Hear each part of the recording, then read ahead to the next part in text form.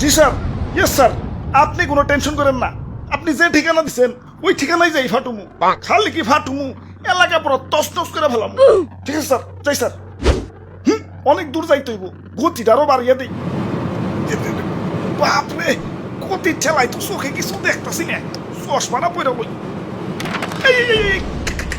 কাগজ তুইটা গেল। High high, যে লোকেশনে যে আমার ফুটন লাগবো ওই ঠিকানাটা তো কাগজে লেখা ছিল। লোকেশনটা তো মুখস্থ করি নাই। কাম সারছে, কি করি এখন তো ব্যাগ গিয়ারও দিয়া পারো না। আমার তো কোনো না কোনো জায়গায় যে ফুটনই লাগবো। কি করি কই পুরি। ওই তো সবুজ শ্যামল একটা দেশ দেখা যাইতেছে।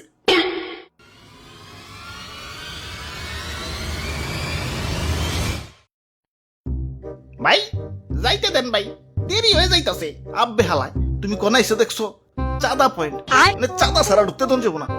ওরে বাপুরে, ইয়া চাঁদা দেও আর আগে বাড়াও। চাঁদা তুলেন কেন ভাই? এটা তো ঠিক না ভাই। এত কথা না কয়ে চাঁদা দিয়ে বিদায় হও, পিছে সিরিয়াল লাগছে দেখো না।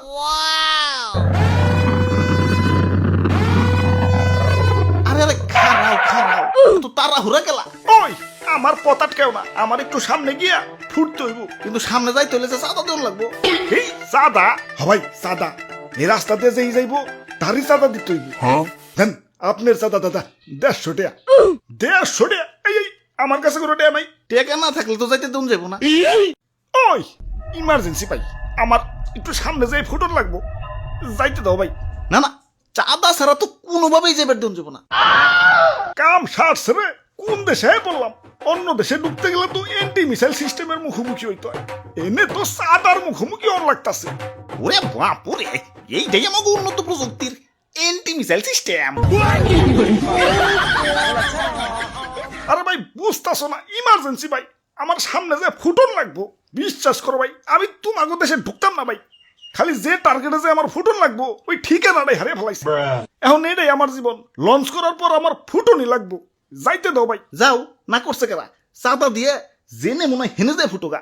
খালি শপিং মলটা বাদ দিয়ে, কারণ বাঙালি 99% এখন শপিং মলেই। ওরে বাপুরে, ইয়া চাঁদা দেও আর আগে বাড়াও।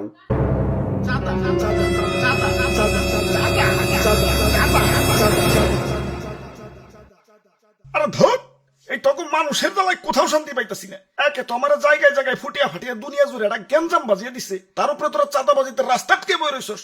ওই তোরা কি দুনিয়াটা একটু গুছিয়ে গেছে সুন্দর রাখতে পারস না? দুনিয়াটা তো তগই নাকি, তোরাই তো থাকুস।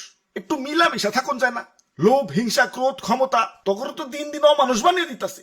আরে আমার ভাবতেও অবাক লাগে, এই মানুষ আমারে বানাইছে ওগো নিজে কই ধ্বংস করার জন্য। কিছু মানুষের রাজনৈতিক ঝগড়া আর ক্ষমতার লোভ শাস্তি দিচ্ছে সারা দুনিয়ার নিরীহ মানুষদের। আমি যখন আকাশে উঠি, নিচে দেখি বাচ্চারা খেলছে। আরে আরে এদের স্বপ্ন ভাঙার জন্যই কি আমি তৈরি? এই সুন্দর পৃথিবীটা তো শুধু রাজনীতিবিদদের জন্য না, এটা সবার। এখানে শান্তিতে বেঁচে থাকার অধিকার সবার। শান্তি বাদ দিয়ে অশান্তি কেন করস তোরা? তোরা মানুষ না, তোরা সবাই অমানুষ হয়ে গেছস।